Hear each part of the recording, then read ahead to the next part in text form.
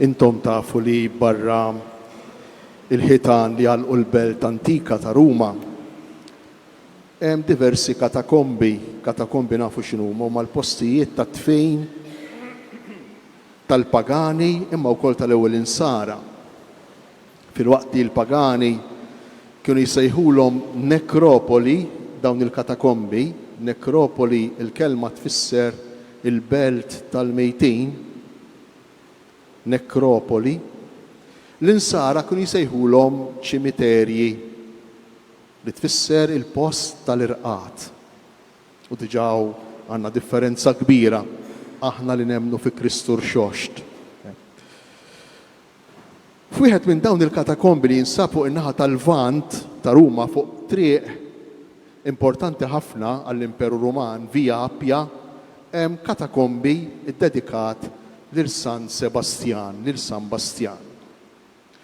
U dan il-katakombi sa minn żmien antik kien dejjem jissejjaħ il-kelma importanti u nixtieqkom iżommuha sal-aħħar ta' din l-omelija, kien jissejjaħ dan il-post Memoria Apostolorum, għalkemm bil-Latin faċli niftakruha u nifhmuha.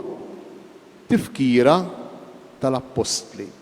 Memoria Apostolorum. U bir-raġun. Għaliex għax kien propju f'dan il-post illi f'waħda mill-persekuzzjonijiet l-aktar ħorox li ġraw f'Ruma kontra l-insara fi żmien l-Imperatur Valerjanu fis-sena 257 wara Kristu.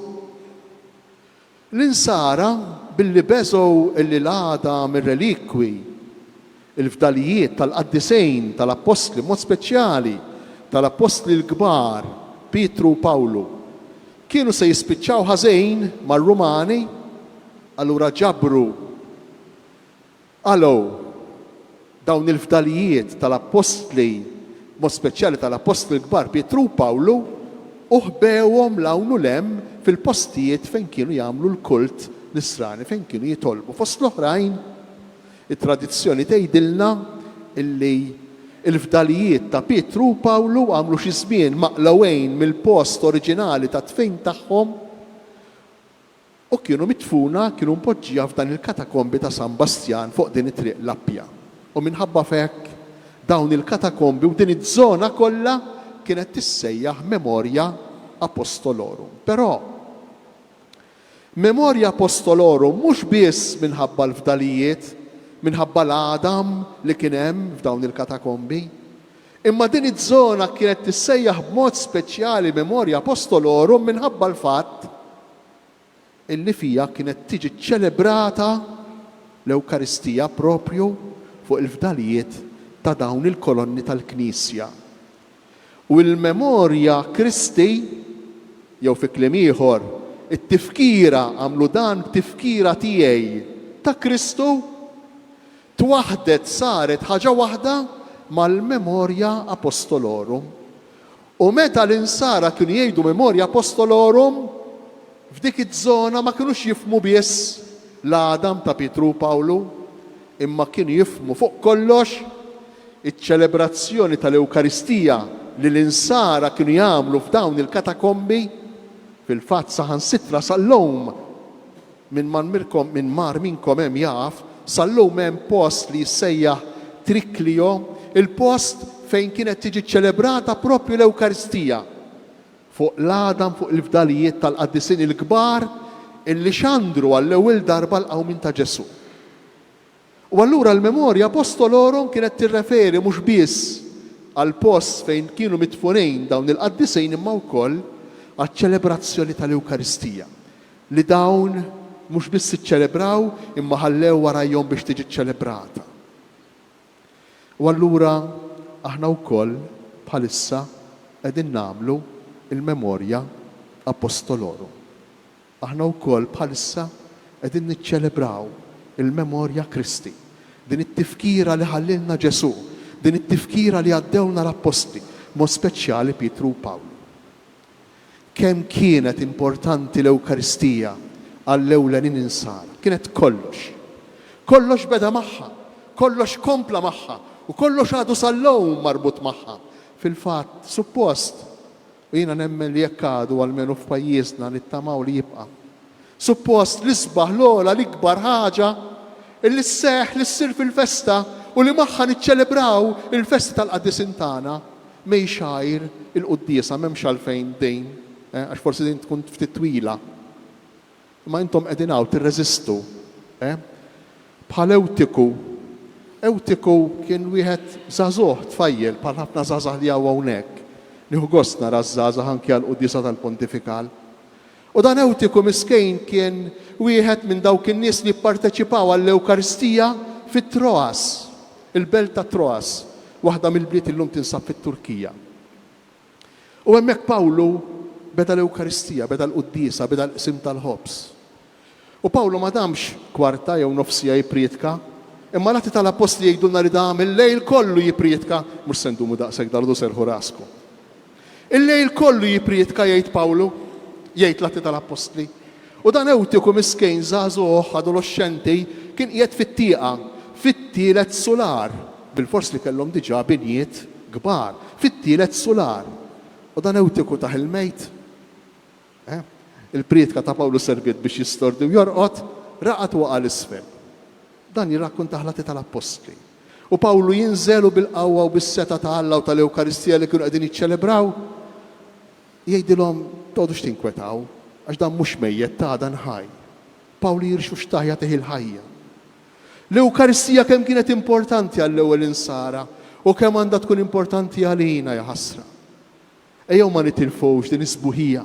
Ejjew ma nitilfux din il-memorja apostolorum, ejjew ma nitilfux dan ir-rigal li ħallilna Ġesu l-istess preżenza tiegħu ħajja u li għaddewna Pietru u Pawlu u li mietu, Pietru u Pawlu mietu għal dan. Pietru u Pawlu taw rashom għall-Ewkaristija. L-Ewkaristija li kif jgħidilna l-Atti tal-Apostli, allura nimmaġinaw li żgur kien hemm Pietru preżenti. F'kapitlu 2 kif ukoll f'kapitlu 4 tal-Atti. Toħroġ mod ċar l-abitudni drawwa tal-ewwel insara. Jgħidilna l-Atti tal-Apostli li dawn kienu sħaħ, kienu jżommu sħiħ, kienu sodi. Fi kliem ieħor kienet xi ħaġa li kienet drawwa soda b'saħħitha. Kienu jżommu sħiħ l-ewwel dixxipli, l-ewwel insara. Fiex jżommu sħiħ? Fis-smieħ tal-kelma tal-Alla. Għadna kemm għamilna ġesti, ma nafx indunajtux, għadna kemm għamilna ġesti tas-sew sbieħ mal-kelma tal-Alla. L-ewwel nett id-djaknu ġie ħdejja jitlobni l-barka. Għaliex għax il-kelma tal-Alla mhix ktieb kwalunkwe. Għandu bżonn tal-qawwa tal-Ispiritu Santu biex ixandar għall-kelma tal-Alla. Il-kelma tal-Alla xi ħaġa kbira.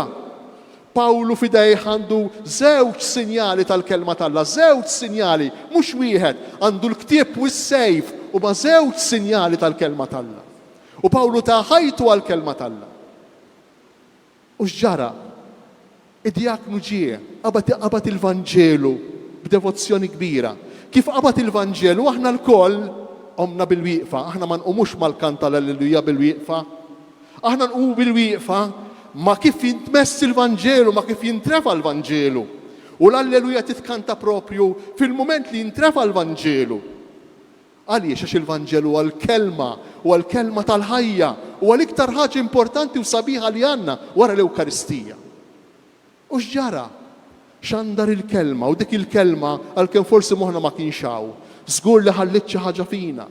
Għax il-kelma tal-Alla bħal dik ix-xabla li titkellem minna litra lill-lowti ħajja u qawwija u taqta' b'żewġ tixfar u tasal saħansitra sa fejn jingħaqdu flimkien l-għadam u l-midu l-lowm tgħidilna litra lill-lowt.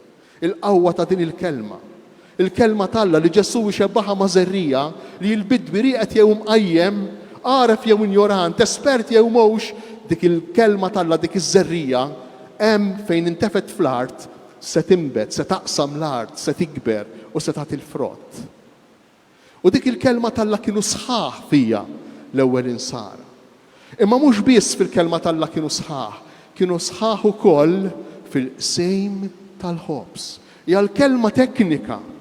Hija l-kelma teknika li tissemma kemm il-darba fl-Atti tal-Apostli li tirreferi għal dak li qed nagħmlu aħna llum bħalissa, l-Ewkaristija l-Qudiesa. U din kienet is-sejr allura kull nhar ta' Sibt fil-għaxija bil-lejl jitkellem fuqha b'mod sublimi, b'mod sabiħ ħafna San Pawl fil-kapitlu 10 u 11 tal-ewwel ittra lill-Korintejn. Jitkellem mod sabiħ immens u jipprova jaqqad l-Ewkaristija mal-ħajja tagħna ta' kuljum. Dak li qed nagħmlu hawn ġew issa mhux mifrut minn dak li se nagħmlu nofsi oħrem barra. Imma ċappa waħda, ħaġa waħda, mhux mifrut ma' dak li kunna qed nagħmlu ftit ilu, nofsija ilu qabel ma tħallna hawnhekk. Imma maqgħud ħaġa waħda jgħidilna San Pawl. Aħna niċċelebraw l-Ewkaristija, naqsmu l-istess ħobża, nixorbu l-istess kalċi għaliex għax aħna aħwa ta' xulxejn. U Pawlu kien jaf x'qed jgħid meta kien qed jgħid aħna aħwa ta' xulxejn, għaliex? Għax Pawlu għadda minn naħa l-oħra, minn estremità l-oħra, filli l-lowt għalih kienu l-alla tiegħu, kienu kollox, u l-insara kienu l-edewwa tiegħu. U filli wara d-dera ta' Damasku, u bil-forsi din kienet esperjenza tant qawwija, esperjenza tant kbira, illi Pawlu jirreferi għaliha kontinwament. Għax jiena meta derli, meta smajtu f'Damasku, meta rajt dak id-dawl, kontinwament jirreferi għaliha.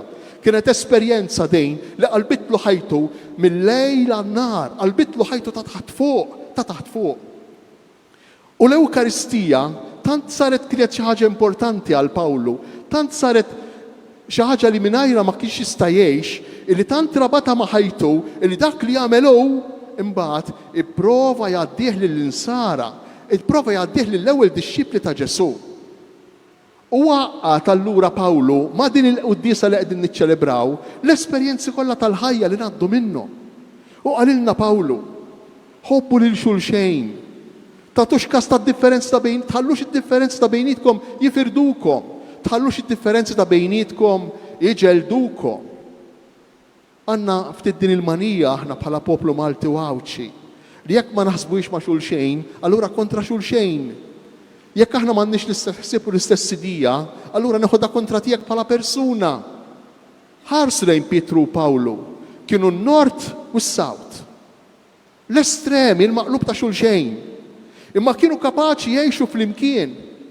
U Pawlu jgħidilna li bħalma l-ħobża waħda u aħna l-koll niklu minna, żgħar jew kbar, injoranti jew orrif. Studjajna jew ma studjajniex, għandna ħafna flus jew m'għandniex.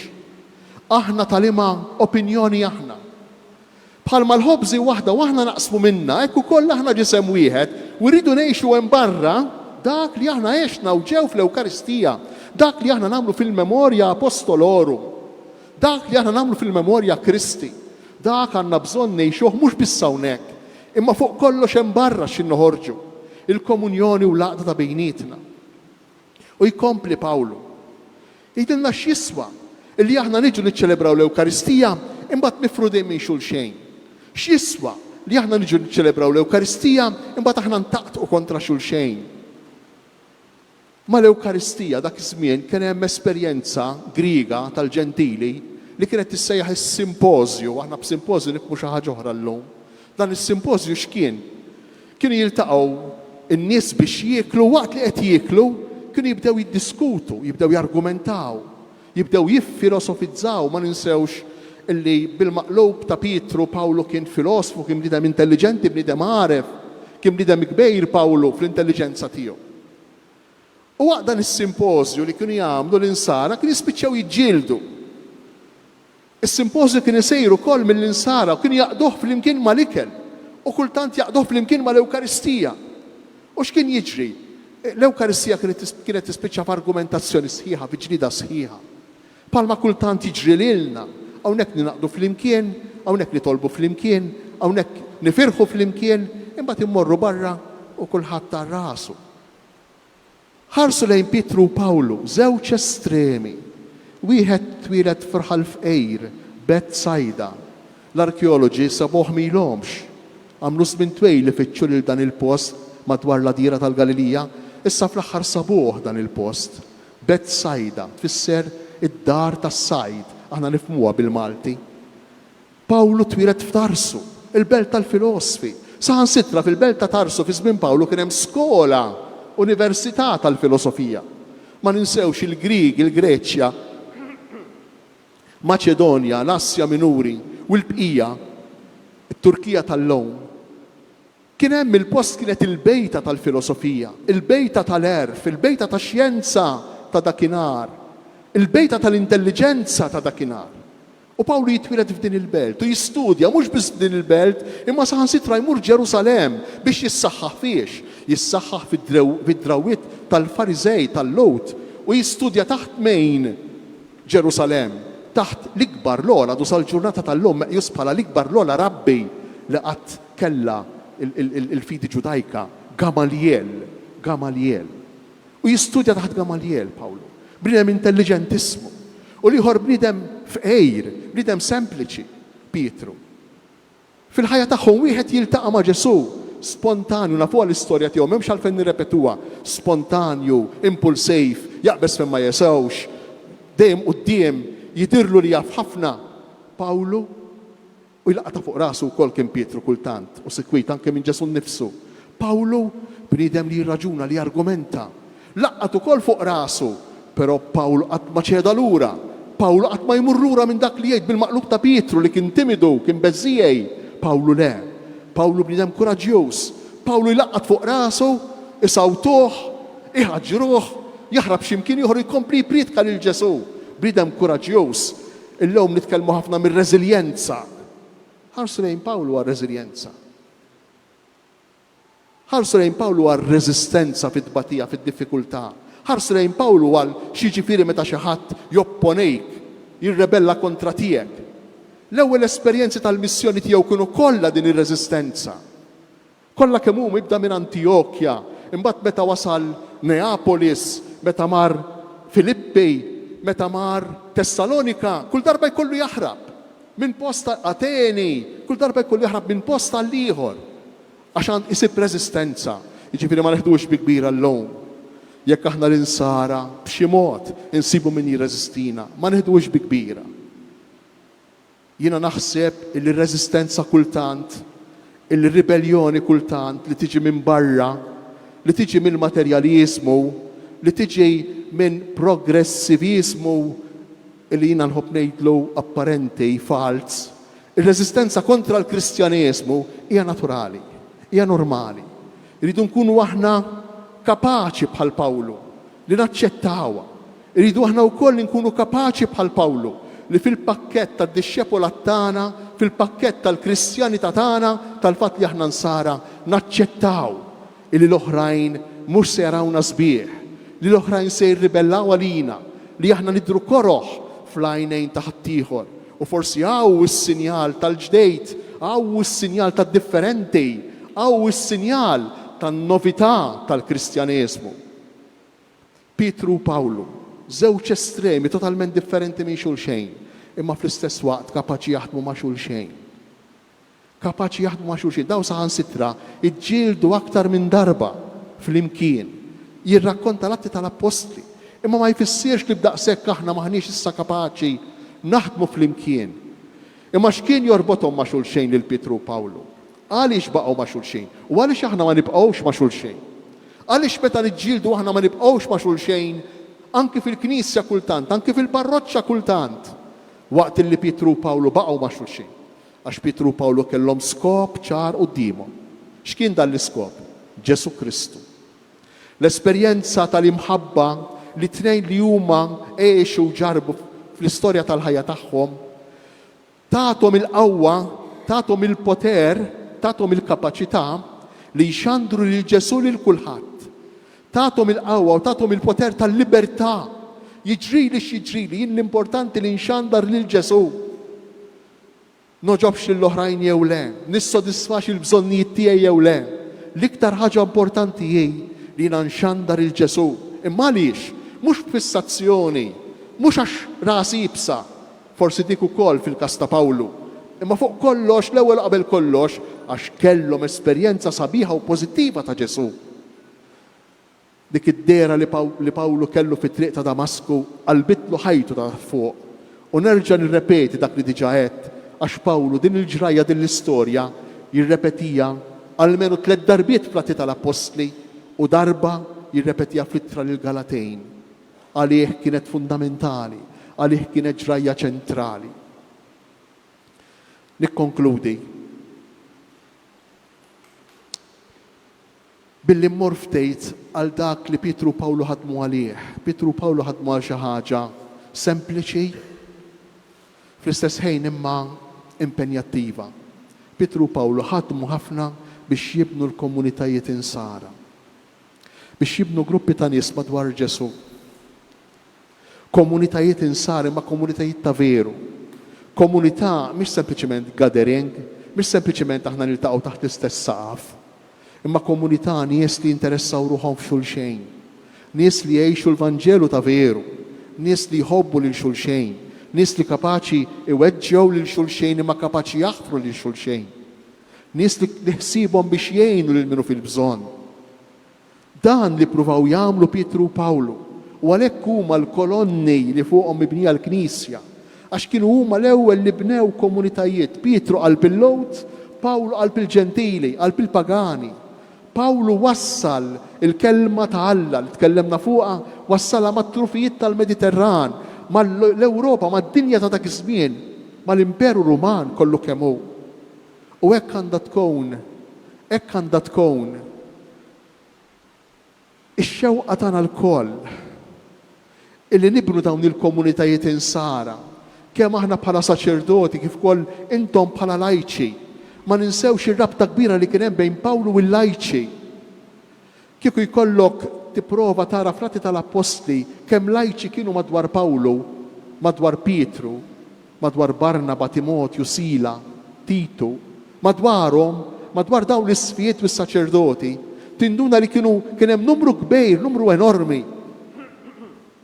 Il-komunità nisranija ma jistax jibnija s-saċerdot waħdu. Il-komunità nisranija ma jistax jibnija l-arċipriet waħdu.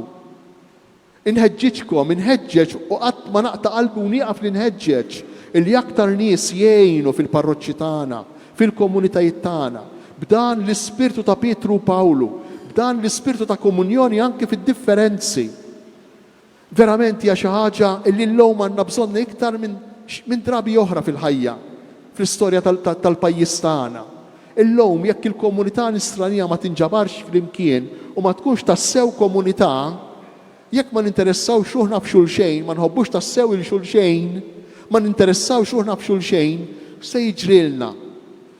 Se ssejr diffiċli ħafna ngħixu l-Kristjaneżmu, ngħixu l-fidi nisranija fid-dinja. Għax inti x'intmur fuq ix-xogħol u jgħajrowk għax forsi qed talba, jew jgħajrowk għax forsi tkellemt mill-maħfra, jew jgħajrowk għax forsi qed tisma' jiena minkejja li r-raġel qed jagħmilli x'jagħmilli jew il-mara tagħmilli x'tagħmilli, rid nerġa' nipprova, jew rid naħfirlu jew naħfrilha. U jgħadduk biżmien, jekk ma jkollokx komunità li ssostnejk jgħiduli intom f'din il-mentalità, f'dan il-materjaliżmu, kif se jirnexxielna ngħixu l-ħajja nisranija. Dan hu li jagħmlu Pietru u Pawlu, Pietru fid-dinja tal-Lowd li ma kienx faċli tibni komunità fija, u Pawlu fid-dinja pagana li kienet għar u għar għax ħafna drabi kellu joħodha saħansitra kontra il-mexxejja tal-pajjiż, il-mexxejja tal-bliet biex iwassal il-kelma ta' Alla. Ejjew nitolbu lil Mulej bl-interċessjoni ta' dawn iż-żewġ qaddisin kbar biex ma naqtgħux qalbna. Jiena nħoss li llum il-festa ta' dawn it-tnejn għandha tkun għalina l-koll injezzjoni ta' kuraġġ. Għandha tkun verament għalina tiġdejt tal-mamudija tagħna u tiġdejt tas-sagrament tal-grisma tagħna, tal-konfermazzjoni tagħna. Imma wkoll tiġdejt kull wieħed u kull waħda minna tal-għażliet tiegħu, tal-għażliet tal-ħajja fejn jidħol Ġesu, tal-għażliet tal-ħajja nisranija. Ejjew ma nħallowx il-festa ta' San Pietru u San Pawl tibqa' sempliċement fil-Knisja aw ġew u fil-pjazza u fit-toroq ta' madwar. Ejjew verament din il-memorja Kristi li qegħdin niċċelebraw, din il-memorja apostolorum li qegħdin niċċelebraw, issir memorja apostolorum fil-ħajja tagħna ta' kuljum.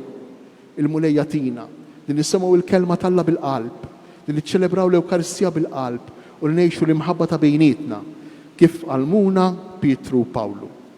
Ikun infaħħar Ġesu Kristu.